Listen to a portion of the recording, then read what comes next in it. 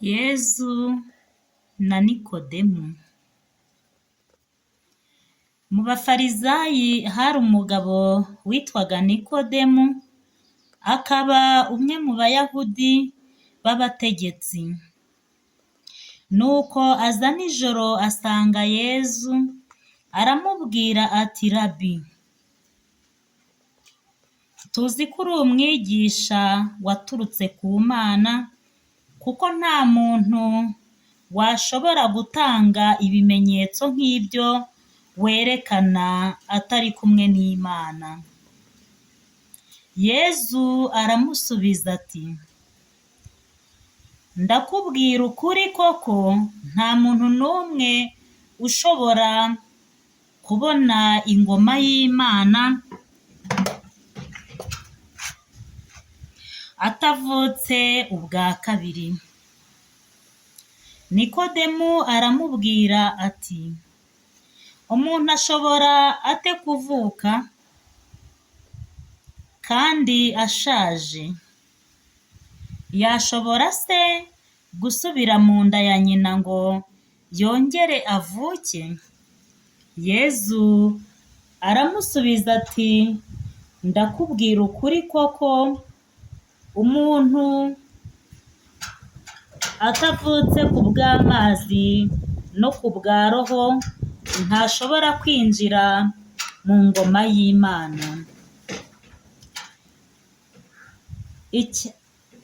Icyavutse ku mubiri kiba ari umubiri, n'icyavutse kuri Roho kikaba roho.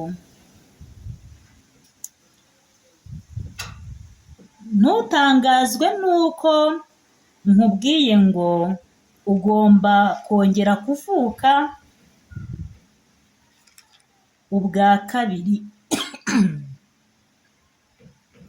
Umuyaga uhuha werekeza aho ushaka, ukawumva uhuha werekeza aho ushaka, ukawumva uhuha ariko ntumenye aho uturuka cyangwa aho werekeza. Nguko uko bimerera umuntu wese wavutse kuri Roho. Nikodemu aramubaza ati, ese ibyo bishoboka bite? Yezu aramusubiza ati, ukaba umwigisha muri Isirayeli maze ibyo ntubimenye? Ndakubwira ukuri koko, tuvuga ibyo tuzi, tugahamya n'ibyo twabonye, ariko ntimwemere ibyo duhamya. Niba mutemera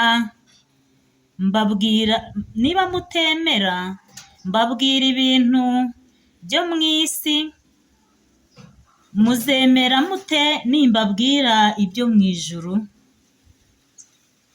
Nta wigeze azamuka ajya mu ijuru uretse Umwana w'umuntu wamanutse aturutse mu ijuru. Mbese nk'uko Musa yamanitse inzoka mu butayu, niko n'Umwana w'umuntu agomba kumanikwa, kugira ngo umwemera wese agire ubugingo bw'iteka. Koko Imana yakunze isi cyane bigeza aho itanga Umwana wayo w'ikinege, igira ngo umwemera wese atazacibwa, ahubwo agire ubugingo bw'iteka. Icyakora Imana ntiyohereje Umwana wayo ku isi ngo ayicire urubanza, ahubwo yagira ngo akize isi. Umwemera wese ntacibwa urubanza, ariko utemera aba yaciriwe urubanza, kuko atemera izina ry'Umwana w'ikinege w'Imana. Dore urwo rubanza urwo ari rwo, ni uko urumuri rwaje mu isi abantu bakikundira umwijima kuruta urumuri, kuko ibikorwa byabo byari bibi. Koko rero ukora ibibi wese yanga urumuri kandi ntarwemere, agira ngo ibyo akora bitagaragara. Naho rero ukora iby'ukuri ajya ahabona agira ngo agaragaze ko ibyo akora biba bikorewe Imana. Kristo Yezu akuzwe. Turi gusoma muri Yohani umutwe wa 3 kuva ku murongo wa 1 kugera ku murongo wa 21. Kristo Yezu akuzwe.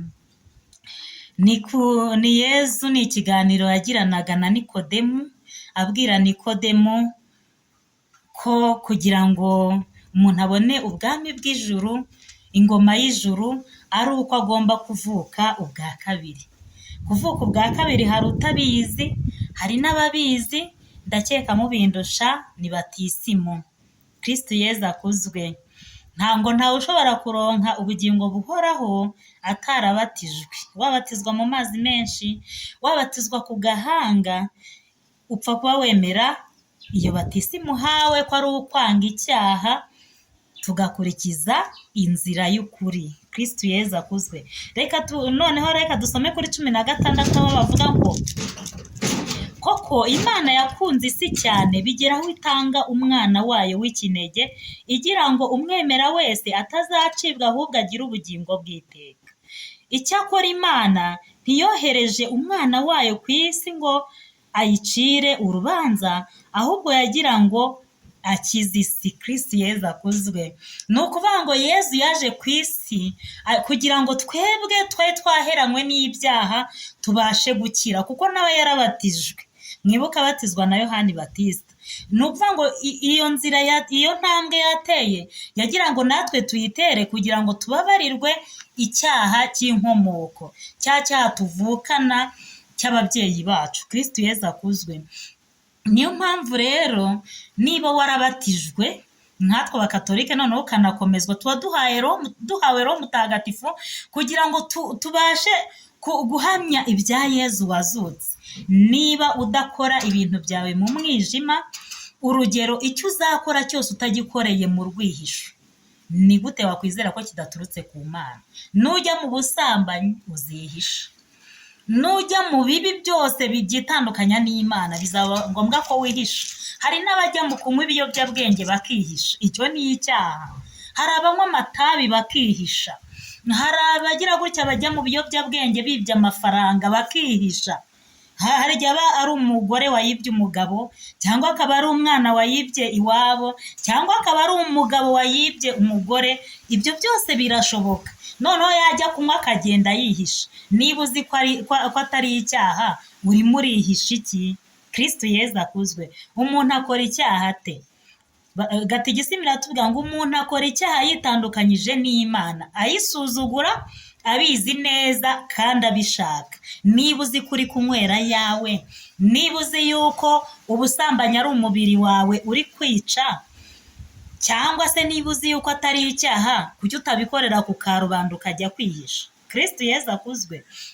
Niba uzi neza rero yuko ari icyaha, va mu cyaha. Kuva mu cyaha niko kujijuka.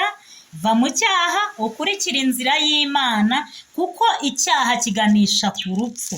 Aha ngaha urabona aratubwira ngo dore urwo rubanza urwo ari rwo, ni uko urumuri rwaje mu isi, abantu bakikundira umwijima kuruta urumuri, kuko ibikorwa byabo byari bibi. Ni ukuvuga ngo Yezu ataraza mu isi abantu bari babi, bari abasambanyi, bari abasinzi, bari abibone, mbese bari abantu babi cyane. Ni uko ngo koko rero uko kuko ukora ibibi wese yanga urumuri. Umuntu ugiye mu busambanyi ajya gushaka ahantu yitsimba akihisha ngo batamubona. Umuntu ugiye kunywa ibitabi by'ibiyobyabwenge nk'urumogi yitsimba ahantu ngo polisi itamufata. Nuko biba bimeze. Niba uzi ko ikintu uba urimo atari imbaraga z'umwijima uri guhangana nabyo, urihisha iki? Wagiye ku karubanda buri wese akakubona, niba uzi ko ari ibintu bijyana ku Mana. Kristo Yezu akuzwe. Ngo urumuri ngo kandi ngo yanga urumuri ngo kandi ntarwegere agira ngo ibyo akora bitagaragara. Ngo naho rero ukora iby'ukuri ajya ahabona agira ngo agaragaze ko ibyo akora biba bikozwe bikorewe Imana. Nkanjye nasomye ijambo ry'Imana, narishyize ku mbuga nkoranyambaga uyu munsi wa none kugira ngo ijambo ry'Imana ryamamare, kugira ngo ijambo ry'Imana rirusheho kogera. Nabishyize ku mbuga nkoranyambaga kugira ngo n'umwana wanjye nakura azabisangeho. Ngiyi Bibiliya ntagatifu. Reka ibintu dukora bibe bitagatifu, tureke gukora ibintu by'ibigirwamana, tureke kugira ibigirwamana muri twe, ahubwo twamamaza inkuru nziza ya Yezu Kristo, kugira ngo umunsi azaza gucira isi urubanza azatubare mu mubare w'intorezi. Dusabirane rero, unsabire ngusabira, kugira ngo ntazaruhira ubusa, nzaronke ubugingo buhoraho. Waba wararuhiye iki? Waba wararuhiye iki? Kuri wa munsi utabonye Yesu, waba wararuhiye cy'uburyo wasengaga, waba wararuhiye cy'uburyo waririmbaga, waba wararuhiye iki? Waba wararuhiye iki? Waba wararuhiye iki? Kuri wa munsi utabonye Yezu, waba wararuhiye iki? Dusabirane rero. Ndi Marie Clarisse Mukandenge.